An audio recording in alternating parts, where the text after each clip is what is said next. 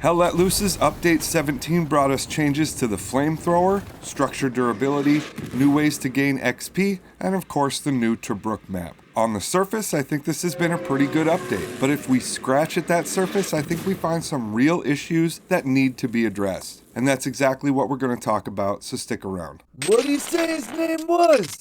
Gebatron.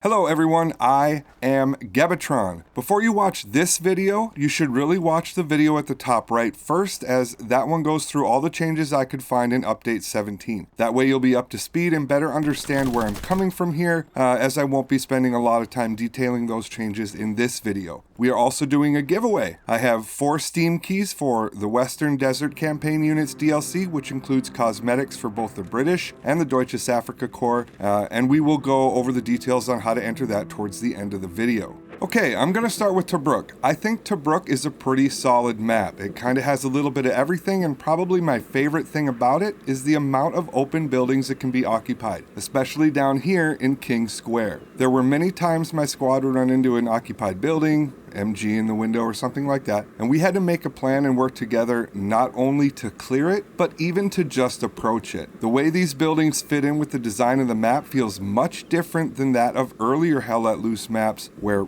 sure, there might be a few open buildings, but the way the windows are oriented and the way that cover in the area is placed makes it A, hard for occupants to have command over any important areas, and B, makes it relatively easy to approach the building as there are areas that follow you there safely. In Tobruk, these buildings feel important and numerous. This adds extra challenge, sure, and squads working together will have more success than lone wolves, but that's what I'm here for. There's also more verticality here with tons of open rooftops. All the strong points seem to play differently, requiring different tactics and allowing different roles and loadouts to excel. I also feel like the dust storms impact my play, especially when I'm playing as a sniper. If I had to critique the weather, I'd say maybe those dust storms happen a hair too frequently, but it's not a hill I'm going to fight over, let alone die on. There are a couple of issues though. First is that there seems to be a lot of stuttering and frame drops. Not uncommon for a Hell Let Loose map, but it still needs to be polished up. Second is what I think people are calling grenade dust, when these large dust particles fly in your face. I find this distracting and not in a "this is war, soldier" kind of way. Maybe that could be toned down. The harbor is another issue. I think the water needs to be deeper or something like that, as players are able to drive half tracks in there in some spots, and you end up with spawns in the water and people climbing up from the harbor wall. I don't think that's what was intended. Some people have also figured out that you can drive some other vehicles all the way across the map via the harbor, so I'd like to see that addressed. The very northwest HQ is elevated, so tanks and AT guns seem to have a bit of an advantage from up there, but I think other than that, I have nothing but good things to say about it, so bravo to Expression Games. But make sure to put your opinions down in the comments so we can discuss it. Next up is the Flamethrower. Now, I had made a video about all the changes I wanted to see made to this, and I don't know if the devs watched it, but it sure seems like they did.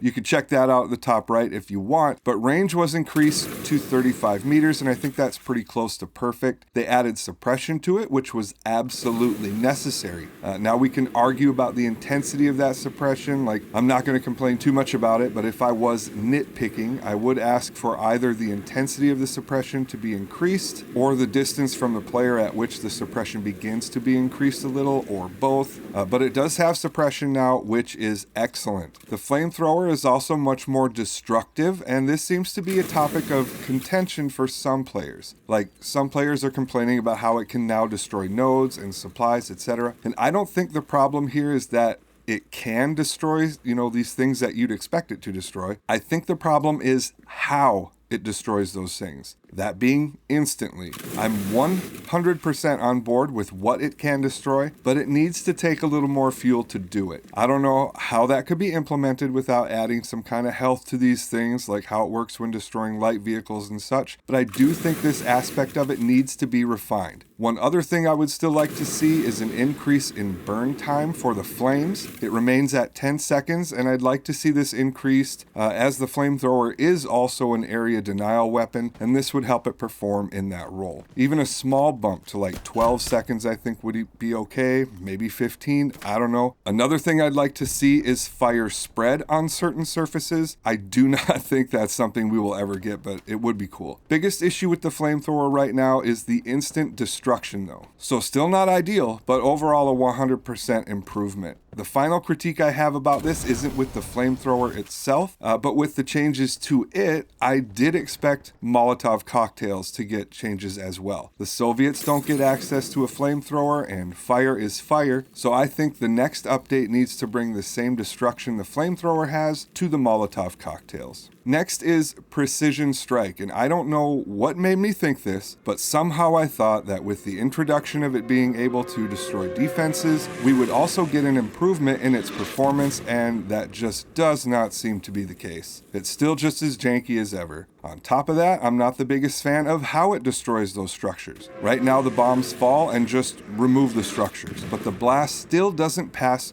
through the structure. So depending where the strike hits, players can survive this. MG players can even stay mounted. I've wanted the Precision Strike to be more useful in Hell Let Loose since it was first introduced, and this is a step in the right direction, but it still falls short, pun intended. So what do I want? Make the blast from the Precision Strike work the same as the satchel, where it can pass through cover. Hell, just make it a falling satchel, more or less. This would also have the benefit of being useful against occupied buildings. And I do not think this would make anything OP, as they already have a 20-minute cooldown. I mean, we're talking about 4 of these things in a full warfare match, and only 1 per point in an offensive mode match. You know, commanders are still probably going to mostly use these on heavy tanks, so it's not like bombs will be falling non-stop anyway. So Precision Strike has received an upgrade, finally receiving the functionality that Black Matter promised, but it still needs further improvement. Now on to the structure durability, and first I want to focus on this part right here where it says, this will allow us to explore how various weapons interact with different structures. Now when I first read this, before actually playing and testing this stuff, I thought this meant that they would begin experimenting with other things destroying defensive structures for future updates. But it soon became clear that I was wrong about that, and they had already made these changes. So now more weapons could destroy structures other than the satchel and the new Precision Strike. But why not then list them for us in the changelog? They listed out everything the Flamethrower could now destroy. They listed out everything the Precision Strike could destroy. So why not list this out as well? Unlisted changes really bother me, and I'll tell you why. First is feedback.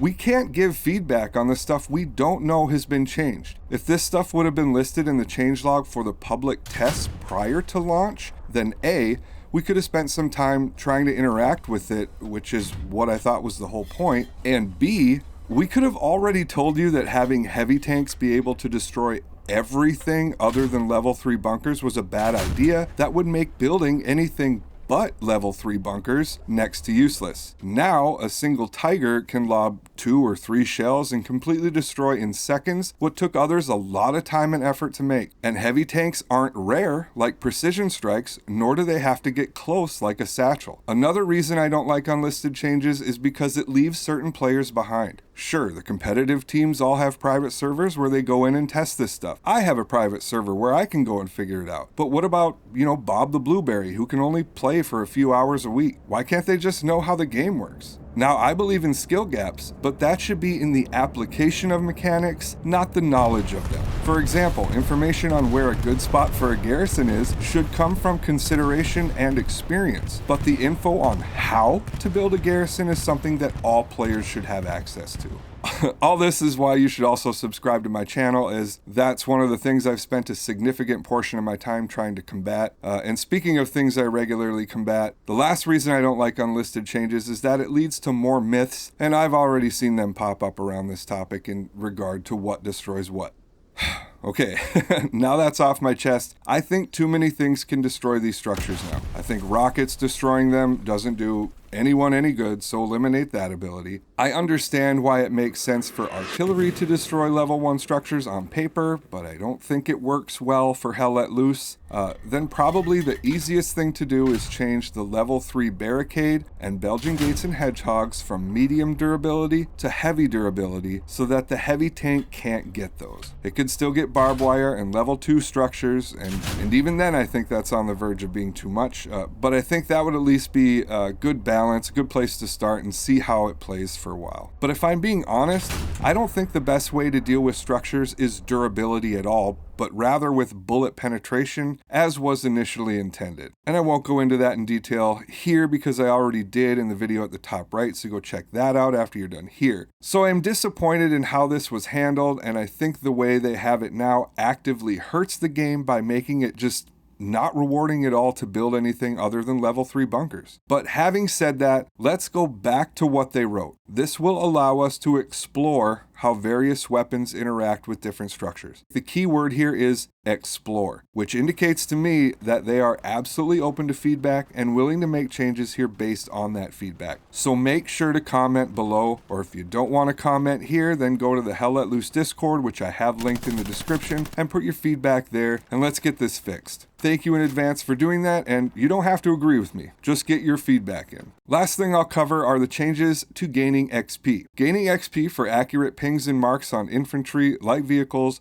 and armor are great changes. Only change I would like here is I think this should be expanded to include anything of note that would benefit your war effort. For example, pinging enemy supplies, mines, or defensive structures should also grant XP. I know we don't have proper marks for these things, but that's okay. We can just get XP for the pings. On that note, I think the cooldown on XP from marks and pings was a great adjustment that was made in the hotfix, as well as not being able to get XP from marking or pinging the TAC map, and the XP not showing up until you die. Really curbed the XP cheese and the ability of players to find the enemy using the XP system. So really nice adjustments there. Now on to XP for kill assists. Like I said in this video, I wasn't able to properly test this, but I have seen it show up in my XP list at the end of matches. So you get XP for kill assists for enemy infantry. Now I'm sure many people have asked for this, but I don't really think this is super important. It is nice though. I'm not saying it's not welcome, and it is nice to have. But what I really wanted was XP for assisting in vehicle and armor kills. We've all been there. You shoot a tank with a rocket, reload for that second shot, and just before you're about to fire, someone else on the team shoots it and they get all the XP and you're left empty-handed. Now it would be nice if we could all just celebrate an enemy tank destroyed, but the fact of the matter is that XP is a part of the Hell Let Loose experience, and this leaves you feeling robbed when you did half of the work of destroying the tank. So find a way to give players XP for kill assists on vehicles and armor. And finally, on the topic of XP for suppression, no notes, fantastic work. So in conclusion, while I do have some issues with Update 17, I think pretty well everything here has been a big step in the right direction. I think it's a good update. However, if some of these issues don't get refined or resolved, I might not say the same about the next update. Only time will tell. But that's just what I think, so make sure to let us know what you think down below. On to the giveaway. I have 4 Western Desert Campaign Units DLC keys available for Steam, which includes 3 new uniforms for both the British and the Germans, a new British beret and a new German helmet, and a new face for both factions. This has nothing to do with YouTube or its affiliates. This is just between you, me, and Team 17 as they provided the keys. To enter, leave a comment and at the end type the word sand, like this example here. I must have that DLC! Sand. I'll let the giveaway run for a week, and at that time I will pick winners at random and reply to your comment telling you that you've won. My reply will always be from Gebatron Gaming. It will never be from Gebatron Gaming 411 or something like that. Once I've told you you're a winner, simply email me at gebatrongaming@gmail.com and we will go from there. Good luck. Okay, as always, make sure to check for a pinned comment and check the description for ways to support what I do here. Leaving a like is a great way to help out. Share this video so we can get a ton of good feedback in the comments. Subscribe and turn on notifications so you don't miss future videos. Blah, blah, blah, right? As always, thank you so much for watching and see you in the next one.